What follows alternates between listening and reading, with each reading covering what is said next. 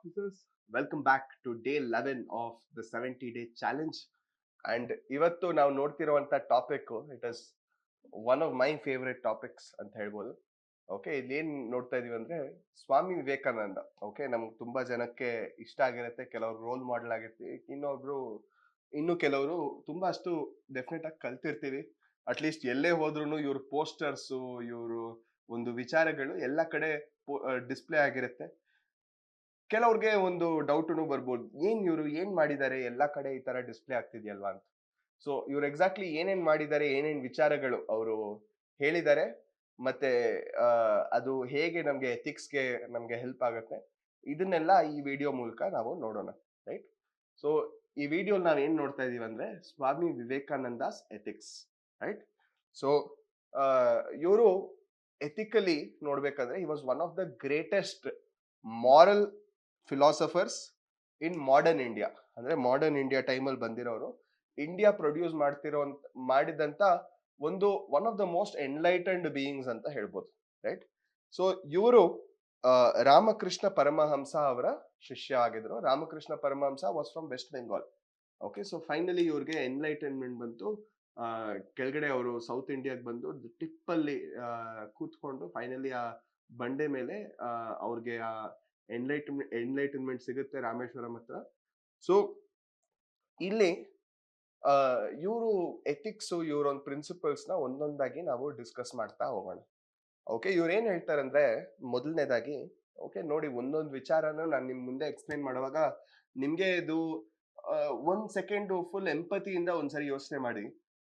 ಒಬ್ರು ಈ ತರ ಒಂದು ವಿಚಾರ ನಿಮ್ ಮುಂದೆ ಇಡ್ಬೇಕು ಅವರ ಒಂದು ಟೈಮ್ ಅಲ್ಲಿ, ಅಂದ್ರೆ ಅವ್ರು ಎಷ್ಟು ಅವ್ರ ಟೈಮ್ ನಿಂತ ಮುಂದೆ ಇರ್ಬೇಕಾಗಿತ್ತು. Right. He was thinking ahead of his time ಅಲ್ವಾ. ಸೊ ಇದನ್ನ ನಾವು ಒಂದೊಂದಾಗಿ ನಾವು ಅನಲೈಸ್ ಮಾಡ್ತಾ ಬರೋಣ. ರೈಟ್. ಸೊ ಒಂದು ಫಸ್ಟ್ ಏನ್ ಹೇಳ್ತಾರೆ ಅಂದ್ರೆ, so long as the millions live in hunger and ignorance, I hold everyone a traitor who has been educated at their expense and pay not the least heed to them ಅಂತ. Okay, ಇವಾಗ ನೋಡಿ, ಇವಾಗ ಎಷ್ಟೊಂದು ಜನ ನಮ್ಗೆ ಇವಾಗ ಈ brain drain ಅಂತ ಆಗ್ತಿದೆ ಅಲ್ವಾ. ಸುಮಾರಷ್ಟು ಜನ ಇಂಡಿಯಾಲಿ ಓದ್ತಾರೆ, ಇಲ್ಲಿರುವಂತ ರಿಸೋರ್ಸಸ್ ನ ಯೂಸ್ ಮಾಡ್ಕೊಂತಾರೆ. ಬಟ್ ಒಂದ್ಸರಿ ಅವರು ಎಜುಕೇಟ್ ಆದ್ಮೇಲೆ, ಒಂದ್ಸರಿ ಅವ್ರಿಗೆ ಒಂದು ಮಾಸ್ಟರ್ ಡಿಗ್ರಿ ಆದ್ಮೇಲೆ ಅವ್ರು ಏನ್ ಮಾಡ್ತಾರೆ, ಇಮಿಡಿಯೇಟ್ ಆಗಿ ಎಲ್ಲಾದ್ರೂ ಒಂದು ಫಾರಿನ್ ಅಲ್ಲಿ, US ಅಲ್ಲಿ, UK ಅಲ್ಲಿ ಕೆಲಸ ಹುಡ್ಕೊಂಡು ಇಮಿಡಿಯೇಟ್ ಆಗಿ ಹೋಗ್ಬಿಡ್ತಾರೆ. ಇನ್ಫ್ಯಾಕ್ಟ್ ನಿಮ್ಗೆ ಆಶ್ಚರ್ಯ ಆಗ್ಬೋದು, ನಾಸಾ ಅಲ್ಲಿ ಮ್ಯಾಕ್ಸಿಮಮ್ ಸೈಂಟಿಸ್ಟ್ ಬಂದು ಇಂಡಿಯನ್ಸ್. ರೈಟ್.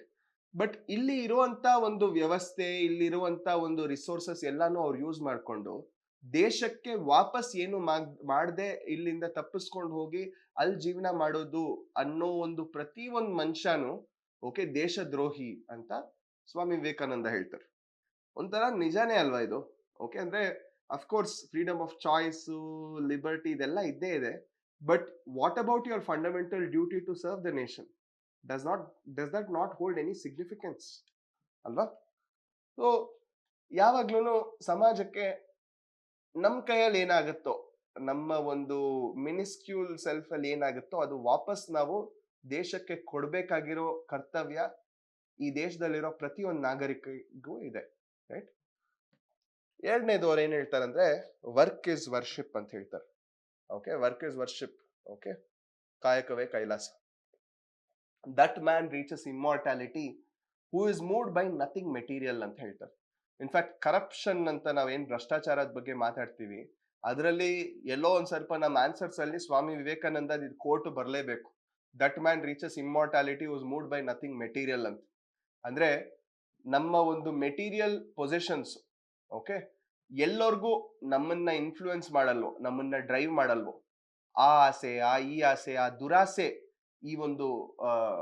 ಈ ಒಂದು ಪರ್ಟಿಕ್ಯುಲರ್ ಕಾರೋ, ಬಂಗ್ಲಾನೋ, ಇನ್ನೊಂದು ಇದ್ರ ಬಗ್ಗೆ ಎಲ್ಲ ಯಾವಾಗವರೆಗೂ ಈ ವ್ಯಾಮೋಹ ಇರಲ್ವೋ ಅವಾಗವರೆಗೂ ಓಕೆ ಆ ತರ ಒಂದು ವ್ಯಕ್ತಿಗೆ ಮಾತ್ರ ಇಮ್ಮಾರ್ಟಾಲಿಟಿ ರೀಚ್ ಮಾಡಕ್ಕೆ ಸಾಧ್ಯ ಅಂತ ಹೇಳ್ತಾರೆ.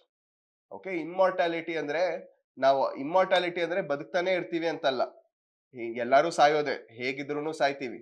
ಬಟ್ ಜನ ನಮ್ಮನ್ನ ಹೇಗ್ ಜ್ಞಾಪಕ ಇಟ್ಕೊಂತಾರೆ ಅಂತ. ರೈಟ್.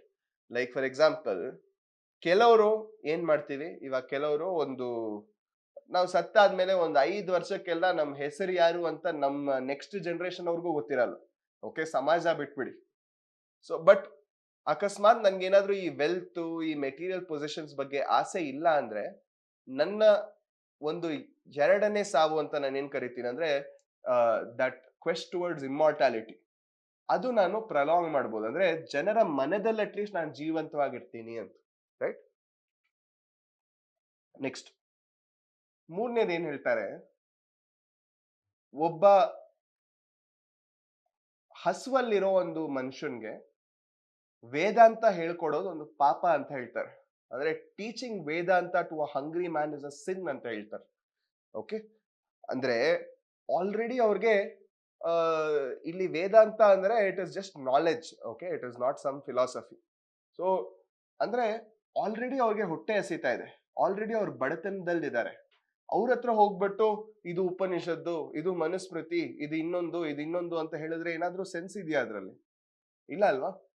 ಸೊ ಅದೇ this is only called as Vedanta. Teaching Vedanta to a hungry man is a sin. ಅಂದ್ರೆ ಯಾರು ಬಡತನದಲ್ಲಿದ್ದಾರೋ ಅವ್ರಿಗೆ ಬಡತನದಿಂದ ಹೊರಗಡೆ ಬರಕ್ಕೆ ನೀವು ಸೇವೆ ಮಾಡಬೇಕು. ಅವ್ರ ಹತ್ರ ಹೋಗ್ಬಿಟ್ಟು ನಾನು ನಿಮ್ಗೆ ಆಧ್ಯಾತ್ಮಿಕ ಜ್ಞಾನ ಕೊಡ್ತೀನಿ ಅಂತ ನೀವು ಹೋಗ್ಬಿಟ್ಟು ಅಲ್ಲಿ ನಿಂತ್ಕೊಳಕ್ ಆಗಲ್ಲ. ರೈಟ್. ಅದು ನಿಂತ್ಕೊಳ್ಳಬಾರ್ದು, ಅದು ಸರಿನೂ ಅಲ್ಲ. ರೈಟ್. ನೆಕ್ಸ್ಟ್, ದರಿದ್ರೋ ನಾರಾಯಣ ಹರಿ ಅಂತ ಹೇಳ್ತಾರೆ ವಿವೇಕಾನಂದ ಅವರು. ಇದು ಇನ್ನೊಂದು ಟೀಚಿಂಗ್ ಅವ್ರದ್ದು, ದರಿದ್ರೋ ನಾರಾಯಣ ಹರಿ. ಏನಿದು, ಇದ್ರ ಅರ್ಥ ಏನು, ದರಿದ್ರೋ ನಾರಾಯಣ ಹರಿ ಅಂದ್ರೆ? ಅಂದ್ರೆ he basically tells that see the God in the lame, see the God in the blind, okay, see the God in the poorest of the poor person which you have seen, because ultimately this poor person is only God ಅಂತ ಹೇಳ್ತಾರೆ. Okay, ಅಂದ್ರೆ ಜೀವ is Shiva ಅಂತ ಹೇಳ್ತಾರೆ. ಜೀವ is Shiva ಅಂದ್ರೆ ultimately service to mankind is nothing but service to god ಅಂತ ultimate ಆಗಿ ಕನ್ಕ್ಲೂಡ್ ಮಾಡ್ತಾರೆ. ಇದನ್ನೇ ದರಿದ್ರು ನಾರಾಯಣ ಹರಿ ಅಂತ ಹೇಳ್ತಾರೆ. Okay, so service to mankind is service to god. ಅಂದ್ರೆ ಯಾವಾಗವರೆಗೂ ನಾವು ಮಾನವ ಧರ್ಮಕ್ಕೆ ನಾವು ಸೇವೆ ಸಲ್ಲಿಸ್ತೇವೋ ಅದೇ ನಮಗೆ ಅಲ್ಟಿಮೇಟ್ಲಿ ದೇವರಿಗೆ ಸೇವೆ ಸಲ್ಲಿಸ್ದಂಗೆ ಅಂತ ಹೇಳ್ತಾರೆ. ಇನ್ಫ್ಯಾಕ್ಟ್ ಎಲ್ಲಾ ಫಿಲಾಸಫಿ, ಎಲ್ಲಾ ಒಂದು ಪರ್ಟಿಕ್ಯುಲರ್ ರಿಲಿಜನ್ಸ್ನು ಇದೇ ಹೇಳೋದು. ರೈಟ್. ಸೊ ಇದನ್ನ ಹಿಂದೂಯಿಸಮ್ಗೂ ತಗೊಂಡ್ಬಂದಿದ್ದವರು ಸ್ವಾಮಿ ವಿವೇಕಾನಂದ. ಆಲ್ರೆಡಿ ಇತ್ತು, ಇವರು ಹೇಳಿದ್ಮೇಲೆ ಜನಕ್ಕೆ ಗೊತ್ತಾಯ್ತು ಅಷ್ಟೇ. ಲೈಕ್ ಫಾರ್ ಎಕ್ಸಾಂಪಲ್, ಇದು ಸೇಮ್ ಥಿಂಗು ನಾವು ಇನ್ಫ್ಯಾಕ್ಟ್ ಬೈಬಲ್ ಅಲ್ಲೂ ನೋಡ್ಬೋದು, ಖುರಾನ್ ಅಲ್ಲೂ ನೋಡ್ಬೋದು. ಖುರಾನ್ ಅಲ್ಲಿ ಏನ್ ಹೇಳಿದ್ದಾರೆ, ಹಕೂಕುಲ್ಲಾ ಹಕೂಕ್ ಇಬಾದ್ ಅಂತ ಹೇಳಿದ್ದಾರೆ. ಓಕೆ, ಸೊ ಹಕೂಕುಲ್ಲಾ ಅಂದ್ರೆ it is basically talking about service to mankind. ಹಕೂಕ್ ಇಬಾದ್ ಅಂದ್ರೆ ಸರ್ವಿಸ್ ಟು ಗಾಡ್. ಅಲ್ಲೂ ಏನ್ ಹೇಳ್ತಾರೆ, service to mankind is more is service to god ಅಂತ ಹೇಳ್ತಾರೆ. Okay, so same thing, same concept ಇಲ್ಲೂ, ದರಿದ್ರೋ ನಾರಾಯಣ ಹರಿ ಅಂತ. ಓಕೆ, ನೆಕ್ಸ್ಟ್, ಇನ್ಫ್ಯಾಕ್ಟ್ ಇವ್ರು ಏನ್ ಹೇಳ್ತಾರಂದ್ರೆ, ನೀವ್ ಯಾವ್ದಾದ್ರೂ ಒಂದು ದಾರಿಯಲ್ಲಿ ಹೋಗಿ, ಓಕೆ, ನೀವ್ ಯಾವ ದಾರಿಲಿ ಹೋದ್ರು ನೀವ್ ರೀಚ್ ಆಗೋದು ಸೇಮ್ ಒಂದು ಓಷನ್, ಸೇಮ್ ಒಂದು ಸಿ ಅಂತ ಹೇಳ್ತಾರೆ. ಅಂದ್ರೆ ನೀವು any path you take will lead to the same ocean ಅಂತ ಹೇಳುವಂತ ಒಂದು ಫಿಲಾಸಫಿ. ಓಕೆ, ಅಂದ್ರೆ ನೀವು ಇಸ್ಲಾಂ ಆದ್ರೂ ಫಾಲೋ ಮಾಡಿ, ಕ್ರಿಶ್ಚಿಯಾನಿಟಿ ಆದ್ರೂ ಫಾಲೋ ಮಾಡಿ, ಹಿಂದೂಯಿಸಮ್ ಆದ್ರೂ ಫಾಲೋ ಮಾಡಿ, ಸಿಕ್ಕಿಸಮ್ ಆದ್ರೂ ಫಾಲೋ ಮಾಡಿ, ಅಲ್ಟಿಮೇಟ್ಲಿ ಲಾಸ್ಟ್ ಅಲ್ಲಿ ಹೋಗುವಂತ ಒಂದು ಜಾಗ ಸೇಮ್ ಅನ್ನೋ ಒಂದು ಒಪಿನಿಯನ್ ವಿವೇಕಾನಂದ ಅವ್ರದ್ದು ಆಗಿತ್ತು. ಓಕೆ, ಇನ್ನೊಂದು ಏನ್ ಹೇಳ್ತಾರೆ ಅಂದ್ರೆ, ಇನ್ನೊಂದು ವಿಚಾರ ಏನ್ ಹೇಳ್ತಾರೆ ಅಂದ್ರೆ, the world is a great gymnasium where we have come to make our selves strong or where we have come to perfect our selves ಅಂತ ಹೇಳ್ತಾರೆ. ಅಂದ್ರೆ ಇದರ ಅರ್ಥ ಏನಂದ್ರೆ, ನಾವು ಆಲ್ರೆಡಿ ನಮ್ಮಲ್ಲಿ ಸುಮಾರಷ್ಟು ಪೊಟೆನ್ಶಿಯಲ್ ಇದೆ. ಮತ್ತೆ ಈ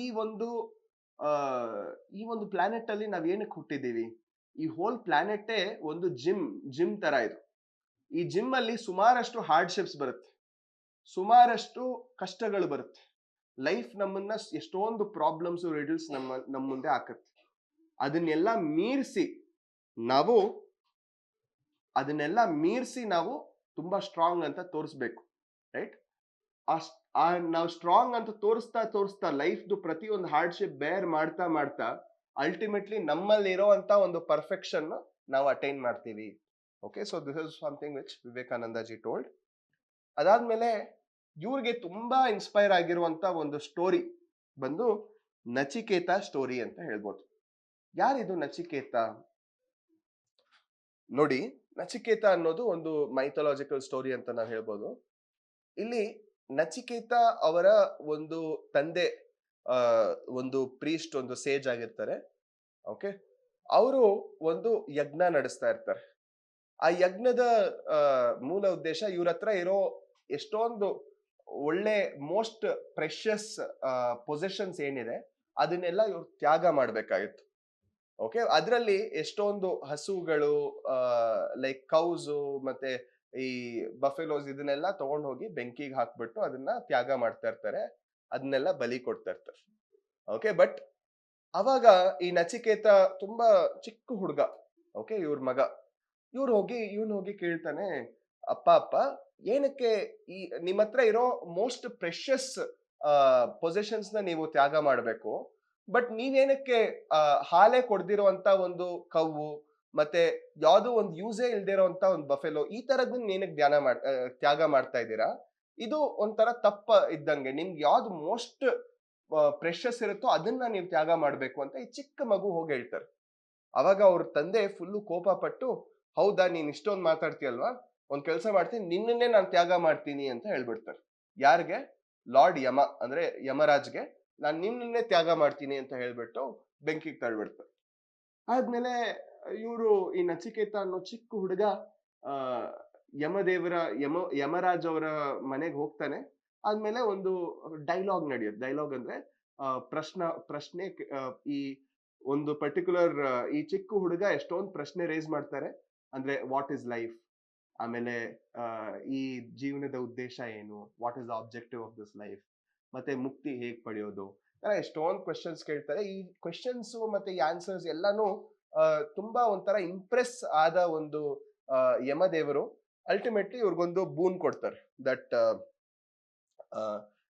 ಇನ್ನು ನೀನು ವಾಪಸ್ ಹೋಗ್ಬೋದು, ನಾನ್ ನಿನ್ಗೆ ಗ್ರಾಂಟ್ ಮಾಡ್ತೀನಿ, ನಿನ್ಗೆ ಈ ಒಂದು ಬೂನ್ ತಗೋ ಅಂತ. ಅವಾಗ ನಚಿಕೇತ ಏನ್ ಹೇಳ್ತಾನೆ, ನನ್ಗೆ ಈ ಬೂನ್ ಬೇಡ, ನನ್ಗೆ ಈ ವರ ಬೇಡ.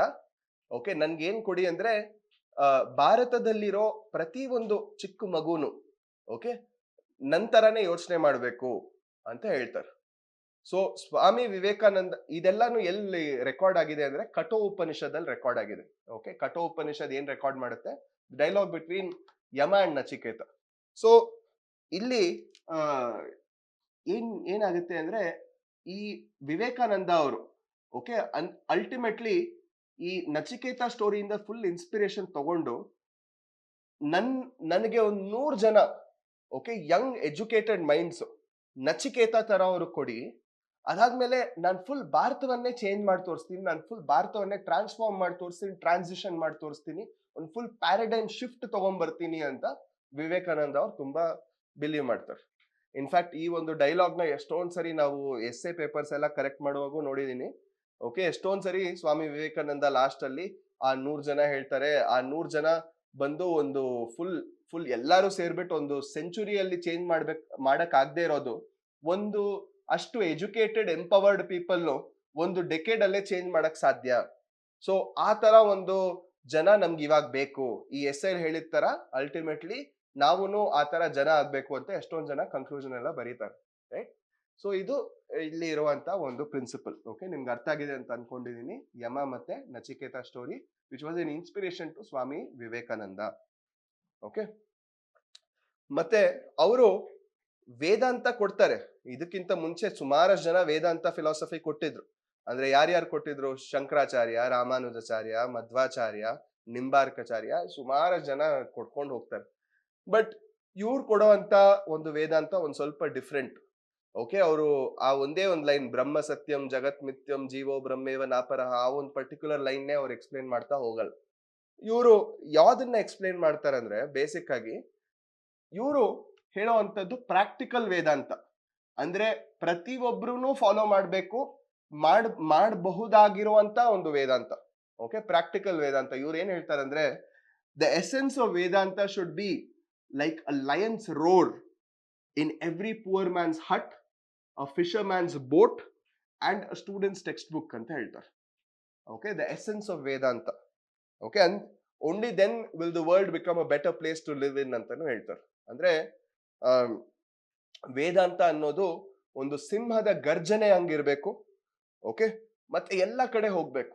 ಒಂದು ಬಡವರ ಒಂದು ಕುಟೀರದಲ್ಲೂ ಹೋಗ್ಬೇಕು, ಒಂದು ಫಿಶರ್ ಮ್ಯಾನ್ ಇರುವಂತ ಒಂದು ಬೋಟ್ ಅಲ್ಲೂ ನೌಕೆಯಲ್ಲೂ ಹೋಗ್ಬೋದು, ಆಮೇಲೆ ಒಂದು ಸ್ಟೂಡೆಂಟ್ ಓದುವ ಒಂದು ಪುಸ್ತಕದಲ್ಲೂ ಇರಬೇಕು. ಪ್ರತಿ ಒಂದ್ ಕಡೆ ವೇದಾಂತ ಕಾಣಿಸ್ಬೇಕು ಅನ್ನೋದು ಇವರ ಆಸೆ ಅಪೇಕ್ಷೆ ಆಗಿತ್ತು. ನೆಕ್ಸ್ಟ್ ಏನ್ ಹೇಳ್ತಾರಂದ್ರೆ ಇವರು, humans are mortals, so we must use our energy for the society, never be a recluse in real life. The real salvation does not lie in hills or jungles, it lies in solving the practical riddles of life ಅಂತ ಹೇಳ್ತಾರೆ. ಅಂದ್ರೆ ಇವಾಗ ನೋಡಿ, ನಾವು ಒಂದು ಮನುಷ್ಯನಾಗಿ ಹುಟ್ಟಿ ನಾವು ಯಾವತ್ತಿಗೂ ಈ ಭೂಮಿ ಮೇಲೆ ಇರ್ತೀವಾ ಅಂತ ಒಂದು ಪ್ರಶ್ನೆ ಮಾಡ್ಕೋಬೇಕು. ಇಲ್ಲ, ನಾವಿರೋದೇ ಒಂದ್ ಸ್ವಲ್ಪ ವರ್ಷ, ಅದನ್ನು ಇವಾಗ ಈ global warming, green house gases ಇದೆಲ್ಲ ನೋಡ್ತಾ ಇದ್ರೆ 60 ವರ್ಷ ಬದುಕಿದ್ರೆ ತುಂಬಾ ಹೆಚ್ಚು. ಆ 60 ವರ್ಷದಲ್ಲಿ ಅದು ಏನು ಆಗದೆ, ನಮ್ಗೆ ಏನು ಆಕ್ಸಿಡೆಂಟು, ಅಕಾಲ ಮೃತ್ಯು ಏನು ಆಗದೆ, ಓಕೆ, ನಾವು ವಿ ಆರ್ ಆಲ್ ಮಾರ್ಟಲ್ಸ್ ಅಂತ ನಾವು we have to realise, right? So ಈ ಒಂದು ಪರ್ಟಿಕ್ಯುಲರ್ ಇದು ಲೈಕ್ ನಾವು ಮಾರ್ಟಲ್ಸ್ ಆಗಿ ನಮ್ಮ ಲೈಫ್ ಸ್ಪ್ಯಾನ್ ಕಡಿಮೆ, ನಮ್ಗೆ ಈ ಭೂಮಿ ಮೇಲಿರುವಂತ ಟೈಮು ಕಡಿಮೆ. ಈ ತರ ಒಂದು ಕಡಿಮೆ ಟೈಮ್ ಇರುವಾಗ ನಾವು ಲೇಸಿಯಾಗಿ ಏನು ಮಾಡದೆ ಇರಬಹುದಾ? ಇಲ್ಲ, ನಾವು ಈ ತರ ಒಂದು ರೆಕ್ಲೂಸ್ ಆಗಿ ಇರಬಾರ್ದು ಅಂತ ವಿವೇಕಾನಂದ ಅವರು ಹೇಳ್ತಾರೆ. ಓಕೆ, ನಿಜವಾದ ಮುಕ್ತಿ ಬಂದು ಯಾವುದೋ ಒಂದು ಬೆಟ್ಟದ ಮೇಲೋ ಅಥವಾ ಯಾವುದೋ ಒಂದು ಕಾಡಿನೊಳಗಡೆ ಇಲ್ಲ. ನಾವು ದಿನ ಜೀವನದಲ್ಲಿ ಫೇಸ್ ಮಾಡುವ ಸಮಾಜದಲ್ಲಿ ಏನೇನು ಪ್ರಾಬ್ಲಮ್ಸ್ ಇದೆ, ಆ ಪ್ರಾಬ್ಲಮ್ಸ್ ಅಲ್ಲಿ ಇರುವಂತ ಅದಕ್ಕೆ ಸೊಲ್ಯೂಷನ್ಸ್ ಫೈಂಡ್ ಮಾಡೋದ್ರಲ್ಲಿ ಇದೆ ಅಂತ ಹೇಳ್ತಾರೆ, ರೈಟ್? ನೋಡಿ, ಎಷ್ಟು ಒಳ್ಳೆ ಆಲೋಚನೆ ಇದು. ಓಕೆ, ಇದನ್ನೆಲ್ಲ ಬಿಟ್ಬಿಟ್ಟು ಕಾಡಿಗೆ ಹೋಗಿ ಇನ್ನೊಂದು ಹೋಗಿ ಅದ್ ಮಾಡಿ ಇದ್ ಮಾಡಿ ಅಂತ ಇವ್ರು ಹೇಳ್ತಾ ಇಲ್ಲ. ನಿಜವಾದ ಪ್ರಾಬ್ಲಮ್ಸ್ ನ ಫೈಂಡ್ ಔಟ್ ಮಾಡಿ ಜನಕ್ಕೆ ಉಪಯೋಗ ಆಗೋ ತರ ಏನಾದ್ರು ಮಾಡಿ, ಅದ್ರಲ್ಲೇ ನಿಮ್ ಮುಕ್ತಿ ಇದೆ ಅಂತ ಹೇಳ್ತಾ ಇದ್ದಾರೆ, ರೈಟ್? ಸೊ ಅದಾದ್ಮೇಲೆ ಇನ್ನೊಂದು very famous thing is Chicago speech. Okay, ಇಲ್ಲಿ ಇವರು ಹೋಗಿ ಈ ಚಿಕಾಗೋ ಸ್ಪೀಚ್ ಕೊಡೋವರೆಗೂ ಹಿಂದೂಯಿಸಂನ ಎಲ್ಲರೂ ಹೇಗ್ ನೋಡ್ತಾ ಇದ್ರು ಅಂದ್ರೆ, ಏನೋ ಒಂದು ಫ್ಯೂಡಲ್ ರಿಲಿಜನ್ ತರ ನೋಡ್ತಾ ಇದ್ರು. ಫ್ಯೂಡಲ್ ರಿಲಿಜನ್ ಅಂದ್ರೆ ಲೈಕ್ ಯಾವ್ದೋ ಒಂದು ಇಲ್ಲಿ ಯಾವ್ದ್ಯಾವ್ದೋ ದೇವ್ರು ಇರ್ತಾರೆ. ಓಕೆ, ಒಂದು ಆನೆ ತಲೆಯ ಒಂದು ದೇವ್ರಿಗೆ ಇವ್ರು ಪೂಜೆ ಮಾಡ್ತಾರೆ, ಅವ್ರಿಗೇನು ಗೊತ್ತಿಲ್ಲ, ಅವ್ರ ನಿಜವಾದ ದೇವರು ಒಂದೇ ಒಂದಿರೋದು ಜೀಸಸ್ ಕ್ರೈಸ್ಟ್. ಇವ್ರಿಗೆ ಅದು ರಿಯಲೈಸ್ ಆಗ್ತದೆ. ಆ ತರ ವೆಸ್ಟರ್ನ್ ವರ್ಲ್ಡ್ ನೋಡ್ತಾ ಇತ್ತು. ಬಟ್ ವಿವೇಕಾನಂದ ಅವರು ಈ ಶಿಕಾಗೋ ಸ್ಪೀಚ್ ಮೂಲಕ ಈ ಒಂದು ಫುಲ್ ಪ್ಯಾರಾಡೈಮ್, ಈ ಒಂದು ಫುಲ್ ಥಾಟ್ ಪ್ರೋಸೆಸ್ನೇ ಚೇಂಜ್ ಮಾಡ್ಬಿಡ್ತಾರೆ. ಫಸ್ಟ್ ಟೈಮ್ ಅವ್ರ ಸ್ಯಾಲ್ಯೂಟೇಷನ್ಸ್ ಹೇಳಿದಾಗ brothers and sisters, my brothers and sisters ಅಂತ ಸ್ಟಾರ್ಟ್ ಮಾಡ್ತಾರೆ. ಓಕೆ, ಅವಾಗ್ಲೇನೆ ಎಲ್ಲರೂ ಆ ಒಂಥರ ಸ್ಟಾರ್ಟಿಂಗ್ ಆ ಒಂದು ಟೈಮಲ್ಲಿ ಯಾರು ಆ ತರ ಸ್ಟಾರ್ಟ್ ಮಾಡ್ತಾ ಇರ್ಲಿಲ್ಲ. ಸೊ ಅದರಿಂದನೇ ಎಲ್ಲರೂ ಹ್ಯೂಜ್ ಥಂಡ್ರಸ್ ಅಪ್ಲಾಸ್ ಬಂತು. ಓಕೆ, ಒಂದು ಸ್ಟಾರ್ಟಿಂಗ್ ಅವ್ರು ಸ್ಟಾರ್ಟ್ ಮಾಡಿದ್ ಮೊದಲನೇ ದಿನ ಒಂದು ರೂಮ್ ಫುಲ್ ಜನ ತುಂಬಿದ್ರು. ನೆಕ್ಸ್ಟ್ ಒಂದು ವಾರದ ಎಂಡಲ್ಲಿ ಒಂದು ರೋಡ್ ಪೂರ್ತಿ ಜನ ತುಂಬಿದ್ರು. ನೆಕ್ಸ್ಟ್ ಅಲ್ಲಿ ಫುಲ್ಲು ಅಲ್ಲಿ ಗ್ರೇಟೆಸ್ಟ್ ಬಿಗ್ಗೆಸ್ಟ್ ಹಾಲ್ ಅಲ್ಲಿ ಎಷ್ಟು ಜನ ಕೆಪಾಸಿಟಿ ಇತ್ತೋ ಅದಕ್ಕಿಂತನೂ ಜಾಸ್ತಿ ಜನ ಇವ್ರನ್ನ ಕೇಳಬೇಕು ಅಂತ ಅಲ್ಲಿ ಅಲ್ಲಿ ಆ ಹಾಲ್ ನ ತುಂಬಿಕೊಂಡಿದ್ರು. That was the power of Swami Vivekananda. Okay, we believed in religious tolerance, that ಎಲ್ಲಾ ಧರ್ಮವೂ ಜೊತೆ ಇರ್ಬೋದು. ಓಕೆ, ಯಾವುದೇ ಒಂಥರ ಒಂದು ಟಾಲರೆನ್ಸ್ ಪ್ರಿನ್ಸಿಪಲ್ ನ ಇವರು ಪ್ರೀಚ್ ಮಾಡ್ತಾ ಇದ್ರು, right? So he was a ಪರಿವ್ರಾಜಕ ಅಂತ ನಾವು ಹೇಳ್ಬೋದು. He was a wandering monk, right? So ಅದಾದ್ಮೇಲೆ ಇವರು ಫುಲ್ಲು ವರ್ಲ್ಡ್ ಜಗತ್ತಿಗೆ ಇವ್ರು ಏನ್ ಹೇಳಿದ್ರು ಅಂದ್ರೆ, Hinduism is a way of life ಅಂತ ಹೇಳಿದ್ರು. It is not just a religion ಅಂತ ಹೇಳಿದ್ರು. Okay, it is a path to connect to your inner self. ಈ ಒಂದು ಮಾರ್ಗದಲ್ಲಿ, ಹಿಂದೂಯಿಸಂ ಅನ್ನೋ ಒಂದು ಮಾರ್ಗದಲ್ಲಿ ಹೋದ್ರೆ ನೀವು ನಿಮ್ಮ ಆಧ್ಯಾತ್ಮಿಕ ಒಂದು ಗುರುತನ್ನು ನೀವು ಪಡಿತೀರಾ ಅಂತ. Okay, and he became the brand ambassador of Hinduism. Okay, because he went to Chicago, ಅಲ್ಲೆಲ್ಲ ಹೋಗಿ ಇವರು ಬೋಧನೆ ಮಾಡಿದ್ರಿಂದ ಸುಮಾರಷ್ಟು ಜನಕ್ಕೆ ಹಿಂದೂಯಿಸಂ ಬಗ್ಗೆ ಗೊತ್ತಾಗುತ್ತೆ. And they come to know that what is Sanatana Dharma, ಇದೆಲ್ಲ ಅವ್ರಿಗೆ ಒಂದ್ ಸ್ವಲ್ಪ ಐಡಿಯಾ ಬರುತ್ತೆ, ರೈಟ್? ನೆಕ್ಸ್ಟ್ ವಿವೇಕಾನಂದ ಅವರು ಎಜುಕೇಶನ್ ಬಗ್ಗೆ ತುಂಬಾ ಇಂಪಾರ್ಟೆನ್ಸ್ ಕೊಡ್ತಾ ಇದ್ರು. ಓಕೆ, ಶಿಕ್ಷಣ ಅಂದ್ರೆ ಅವ್ರಿಗೆ ಪ್ರಾಣ. ಪ್ರತಿಯೊಂದರಲ್ಲೂ ಅಂದ್ರೆ ಎಜುಕೇಶನ್ ಇಂಪಾರ್ಟೆಂಟು, ಎಜುಕೇಶನ್ ಜಾಸ್ತಿ ಇಂಪ್ರೂವ್ ಮಾಡಬೇಕು, ಇದೇ ಅವ್ರ ಯೋಚನೆ ಆಗಿತ್ತು. ಓಕೆ, ಅವ್ರು ಹೇಳಿದ್ರು education is the manifestation of perfection which is already present in you ಅಂತ ಹೇಳಿದ್ರು. ಓಕೆ, ಅಂದ್ರೆ ಎಜುಕೇಶನ್ ಅನ್ನೋದು ಪ್ರತಿ ಒಂದು ಮನುಷ್ಯನು ಆಲ್ರೆಡಿ ಪರ್ಫೆಕ್ಟ್ ಆಗಿರ್ತಾನೆ. ಬಟ್ ನಾವು ಕಲಿಯೋದ್ರಿಂದ, ನಾವು ಶಿಕ್ಷಣ ತಗೊಳ್ಳೋದ್ರಿಂದ ನಮ್ಮೊಳಗಡೆ ಇರೋ ಪರ್ಫೆಕ್ಷನ್ ಹೊರಗಡೆ ತರಕ್ಕೆ ಇದೊಂದು ಸ್ಪಾರ್ಕ್, ಇದೊಂದು ಇಂಪೆಟಸ್ ಆಗುತ್ತೆ ಅಂತ ಹೇಳ್ತಾರೆ. ರೈಟ್. ಆಮೇಲೆ ತುಂಬಾ ಎಂಫಸಿಸ್ ಯಾವ್ದಕ್ ಕೊಡ್ತಾರೆ ಅಂದ್ರೆ ಕ್ಯಾರೆಕ್ಟರ್ ಬಿಲ್ಡಿಂಗ್. ಅವ್ರು ಹೇಳ್ತಾರೆ the end of education is character ಅಂತ. ಅಲ್ಟಿಮೇಟ್ಲಿ ಎಲ್ಲಾ ನೀವು ಕಲ್ತಿ ಅದಾದ್ಮೇಲೆ ನಿಮ್ ಕ್ಯಾರೆಕ್ಟರೇ ಸರಿಗಿಲ್ಲ ಅಂದ್ರೆ ಅವಾಗ ಎಜುಕೇಶನ್ ತಗೊಂಡ್ ಏನ್ ಪ್ರಯೋಜನ? ಇವಾಗ ಸುಮಾರಷ್ಟು ಟೈಮ್ ಇವಾಗ ನೋಡ್ತಾ ಇದೀವಲ್ಲ, ತುಂಬಾ educated but corruption scams. Okay, ತುಂಬಾ ಏನೇನೋ ಓದಿರ್ತಾರೆ ಬಟ್ ಏನೇನೋ ಸ್ಕ್ಯಾಮ್ಸ್ ನಡೀತಾ. ಆ ತರ ಎಜುಕೇಶನ್ ಮಾಡಿರೋರು ರಿಯಲ್ ಆಗಿ ಎಜುಕೇಟೆಡಾ? ಇಲ್ಲ, ಏನಕ್ಕಂದ್ರೆ ಅವ್ರ ಕ್ಯಾರೆಕ್ಟರೇ ಬಿಲ್ಡ್ ಆಗಿಲ್ಲ ಅಲ್ವಾ? ಸೊ ಇವತ್ತಿನ ಒಂದು ಜಗತ್ತು, ಅವರು ಅವತ್ತು ಒಂದು ಆಲ್ಮೋಸ್ಟ್ ಒಂದು 150-200 ಇಯರ್ಸ್ ಮೇಲಾಯ್ತು, ಅವಾಗ ಹೇಳ್ತಾ ಇದ್ದಾರೆ ಇವತ್ತಿನ ಜಗತ್ತು ಕ್ರೈಸಿಸ್ ಆಫ್ ಕ್ಯಾರೆಕ್ಟರ್ ಅಂತ ಒಂದು ಫಿನೋಮಿನಾ ಇದೆ, ಅದರಲ್ಲಿ ಸಫರ್ ಮಾಡ್ತಾ ಇದೀವಿ ಅಂತ. ಅಂದ್ರೆ ನಾವು ಒಂಥರ ಇರ್ಬೇಕು ಅಂತ ಅನ್ಕೊಂತಾ ಇದೀವಿ, ಬಟ್ ಆ ತರ ಇರಕ್ ಆಗ್ತಾ ಇಲ್ಲ, ನಾವೇನೋ ಬೇರೆ ತರ ಇರ್ತಾ ಇದೀವಿ. Right. So more then nation building, education and character building is equally important ಅಂತ ಹೇಳ್ತಾರೆ. ಆಮೇಲೆ today the world is filled with corruption, hatred. So there is a lot of importance to character building. Ultimately ಭ್ರಷ್ಟಾಚಾರ ಏನಕ್ಕೆ ಆಗ್ತಾ ಇದೆ? ಎಲ್ಲೋ ಒಂದ್ ಸ್ವಲ್ಪ ಅತಿಯಾಸೆ ದುರಾಸೆಯಿಂದ ಆಗ್ತಾ ಇದೆ. ಆ ಅತಿಯಾಸೆ ದುರಾಸೆ ಯಾವಾಗವರೆಗೂ ಒಂದು ಮನುಷ್ಯನ್ಗೆ ಇರಲ್ವೋ ಅವಾಗ ಅವರು ಅಮರವಾಗ್ತಾರೆ, ಅವಾಗ he reaches immortality. Okay, so that man reaches immortality who's moved by nothing material ಅಂತ ಹೇಳ್ತಾರೆ. ರೈಟ್. ನೆಕ್ಸ್ಟ್, ಇವರು ಜೆಂಡರ್ ಬಗ್ಗೆ ಇವ್ರ ವ್ಯೂಸ್ ಏನಾಗಿತ್ತು? ಓಕೆ, ಈ was a big supporter of women. ಇದು ನೀವು ಅರ್ಥ ಮಾಡ್ಕೋಬೇಕು, ಇವಾಗಿನ ತರ ಅಲ್ಲ. ಇವಾಗ already women's rights, women's movement ಇದೆಲ್ಲ ತುಂಬಾ ಆಗ್ಬಿಟ್ಟು ಬೇರೆ ತರ ಇದೆ. ಬಟ್ ಅವಾಗ ಆಲ್ಮೋಸ್ಟ್ ವಿಮೆನ್ ಅನ್ನೋರು ಒಂದು 4 ಗೋಡೆ ಒಳಗಡೆನೆ ಅವ್ರ ಫುಲ್ ಲೈಫೇ ಹೋಗ್ಬಿಡ್ತಾ ಇತ್ತು. ಆ ತರ ಒಂದು ಟೈಮ್ ಅಲ್ಲಿ ಇವ್ರು ಈ ತರ ಮಾತು ಹೇಳೋದು ತುಂಬಾ ದೊಡ್ಡ ವಿಷಯ ಆಗಿತ್ತು. ರೈಟ್.